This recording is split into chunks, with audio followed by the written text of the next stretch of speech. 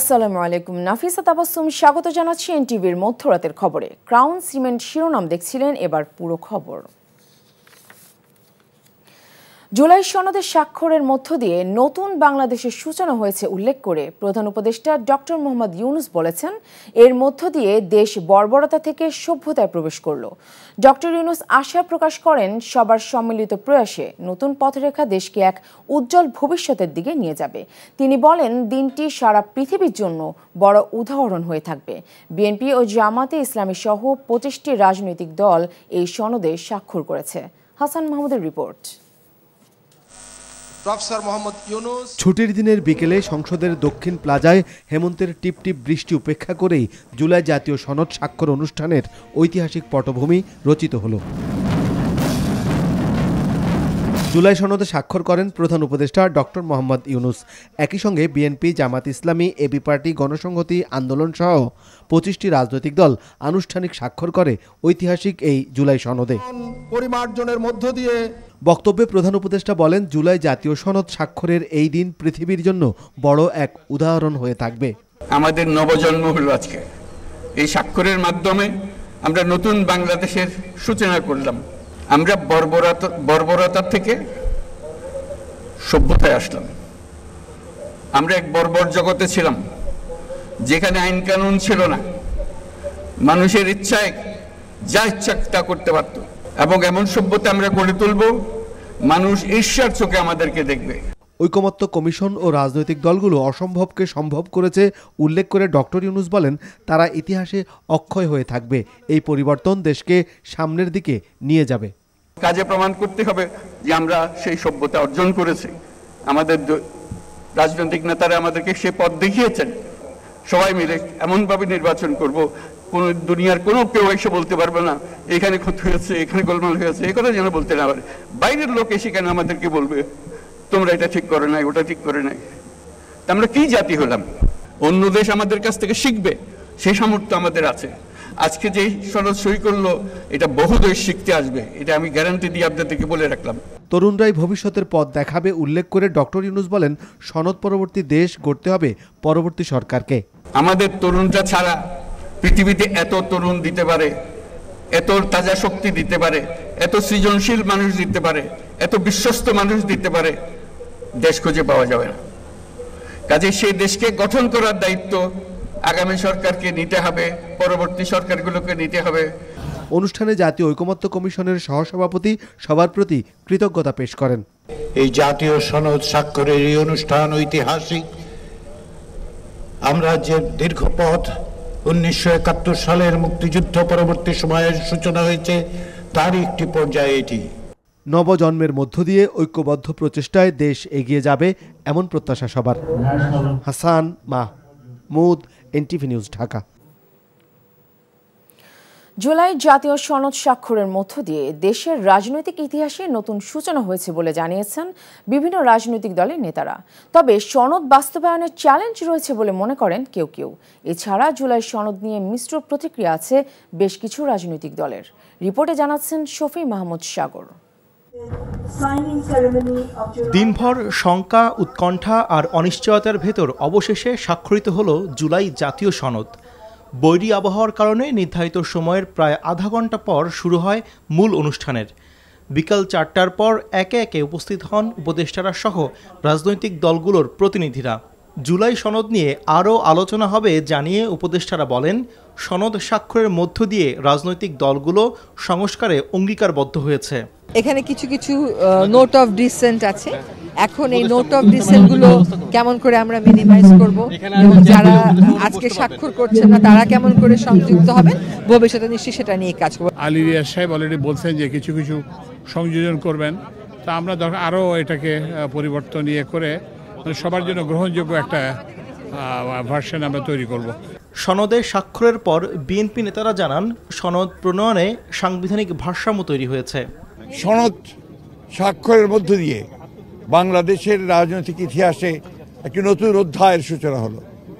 আমি সেই জন্যে ডক্টর মোহাম্মদ ইউনূস এবং সমস্ত রাজনৈতিক দল এবং সংস্কার কমিশনের যারা কাজ করেছেন এবং সমস্ত রাজনৈতিক দলগুলোকে আমি ধন্যবাদ এবং কৃতজ্ঞতা জানাচ্ছি। এটা যাত্রা, এগুলো বাস্তবায়নের মধ্য দিয়ে আমরা একটি গণতান্ত্রিক এবং গণতান্ত্রিক সংস্কারের মধ্য দিয়ে রাষ্ট্র কাঠামো আমরা অর্জন করতে পারব। যে রাষ্ট্র কাঠামোর মধ্য দিয়ে আমাদের নতুন যাত্রা শুরু হবে, শক্তিশালী গণতান্ত্রিক প্রতিষ্ঠান নির্মিত হবে, সাংবিধানিক প্রতিষ্ঠানগুলো নির্মিত হবে, রাষ্ট্রের সকল ক্ষেত্রে ভারসাম্য প্রতিষ্ঠা হবে। সনদ স্বাক্ষরিত হয়েছে।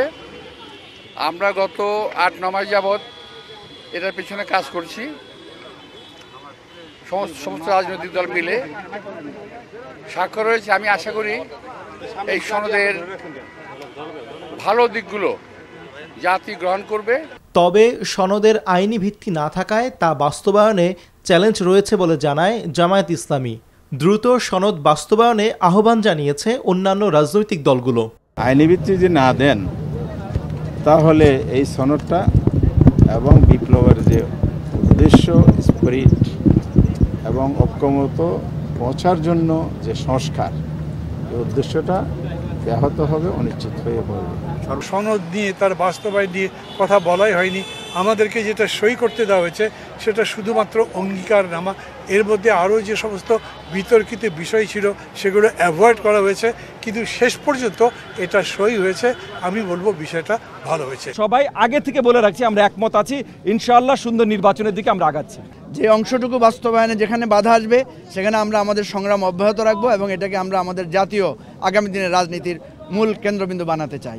25টি রাজনৈতিক দল জুলাই জাতীয় সনদে স্বাক্ষর করেছে। 8 মাসেরও বেশি সময় আলোচনার পর অবশেষে স্বাক্ষরিত হলো জুলাই জাতীয় সনদের। তবে এতে অংশ নেয়নি এনসিপি সহ বেশ কিছু রাজনৈতিক দল। গুরুত্বপূর্ণ প্রস্তাবে রাজনৈতিক দলগুলোর মতভিন্নতা এবং অসন্তুষ্টি শঙ্কা জাগাচ্ছে সনদ বাস্তবায়নে। শফি মাহমুদ সাগর, জাতীয় সংসদ ভবন, এনটিভি নিউজ, ঢাকা। জুলাই সনদ স্বাক্ষর করা মানে জাতীয় ঐক্য নয় বলে মন্তব্য করেছেন জাতীয় নাগরিক পার্টির আহ্বায়ক নাহিদ ইসলাম। জাতীয় ঐক্যের নামে জাতির সাথে প্রতারণা করা হচ্ছে বলে অভিযোগ করেন তিনি। শুক্রবার রাজধানীর ইস্কাটনে জাতীয় শ্রমিক শক্তির আত্মপ্রকাশ অনুষ্ঠানে নাহিদ ইসলাম বলেন, সমাজের সব অংশের মানুষ একত্রিত হয়ে লড়াই করার মাধ্যমে জাতীয় ঐক্য প্রতিষ্ঠিত হয়। জুলাই সনদে স্বাক্ষরে সই করার মাধ্যমে জাতীয় ঐক্য প্রতিষ্ঠিত হয় না। বলেন, ঐক্যবদ্ধভাবে মানবিক রাজনীতি প্রতিষ্ঠা করবে জাতীয় শ্রমিক শক্তি। নাহিদ বলেন, শেখ হাসিনার ফ্যাসিস্ট আমলে শ্রমিকরা সবচেয়ে বেশি নির্যাতিত হয়েছিলেন। জাতীয় শ্রমিক শক্তি বাংলাদেশের সব শ্রমিকদের মুক্তি এবং মর্যাদা প্রতিষ্ঠার লক্ষ্যে কাজ করবে বলে মনে করেন তিনি। এ সময় মাজহারুল ইসলাম ফকিরকে আহ্বায়ক ঘোষণা করে শ্রমিক শক্তির আত্মপ্রকাশ ঘোষণা করেন তিনি। জাতীয় ঐক্য বলতে আমাদের দেশের কিছু মানুষ মনে করে শুধু কয়েকটা রাজনৈতিক দল এক টেবিলে বসলেই জাতীয় ঐক্য হয়ে যায়।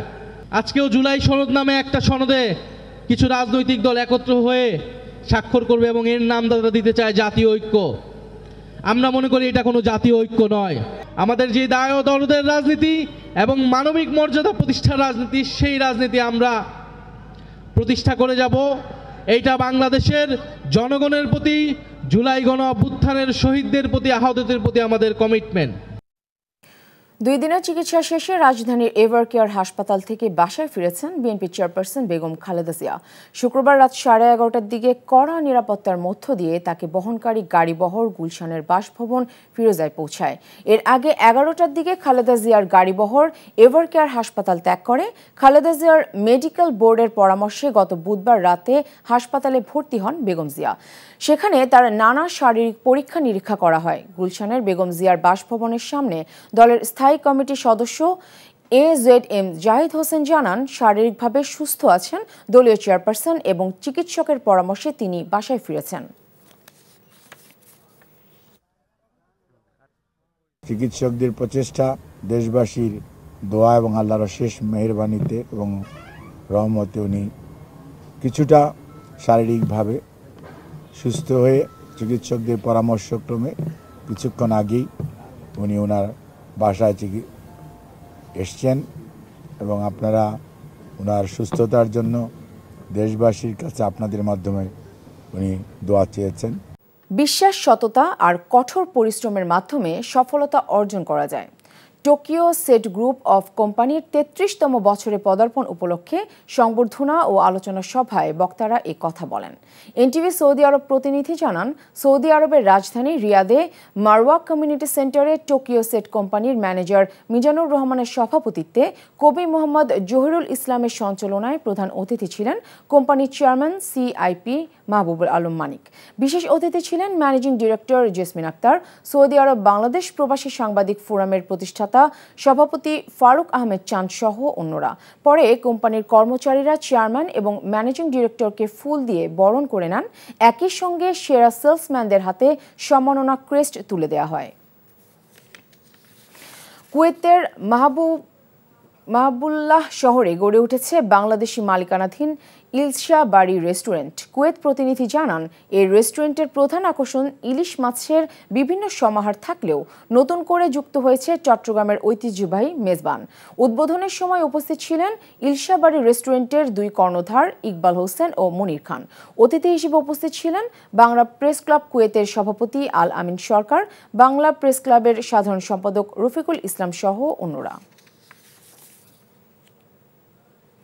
সৌদি আরবে দিন দিন বৃদ্ধি পাচ্ছে বাংলাদেশিদের ব্যবসা প্রতিষ্ঠান। দেশটিতে ব্যবসা করে স্বাবলম্বী হয়েছেন অনেক বাংলাদেশি। এবার সৌদি আরবের শহর আল বালাদে উদ্বোধন হয়েছে টপ সিটি সেন্টার। জেদ্দা প্রতিনিধি মাসুদ সেলিম জানান, নোয়াখালীর 3 ভাই মোহাম্মদ সুমন পণ্ডিত, আজাদ মিয়া ও কামরুল হোসেন গড়ে তুলেছেন এই প্রতিষ্ঠান। প্রতিষ্ঠানটিতে পছন্দের নিত্য প্রয়োজনীয় পণ্যের সুলভ মূল্যে পাবেন বলে জানান অন্য অংশীদাররা। এছাড়া এই 3 উদ্যোক্তার রয়েছে জেদ্দার ব্যস্ততম শহর আল বালাদে একাধিক প্রতিষ্ঠান, আর এসব প্রতিষ্ঠানে কর্মসংস্থান হচ্ছে প্রবাসী বাংলাদেশিদের। শহরটিতে ব্যবসা করে বাংলাদেশি উদ্যোক্তারা দেশের অর্থনীতিতে গুরুত্বপূর্ণ অবদান রাখছেন। এই ছিল মধ্যরাতের খবরে। এই খবরের ভিডিও সহ আপডেট জানতে ভিজিট করুন এনটিভি অনলাইন www.ntvbd.com। এছাড়াও এনটিভির জনপ্রিয় সব অনুষ্ঠান ও খবরের আপডেট জানতে ভিজিট করুন আমাদের ইউটিউব ও ভেরিফাইড ফেসবুক পেজ। ধন্যবাদ সবাইকে।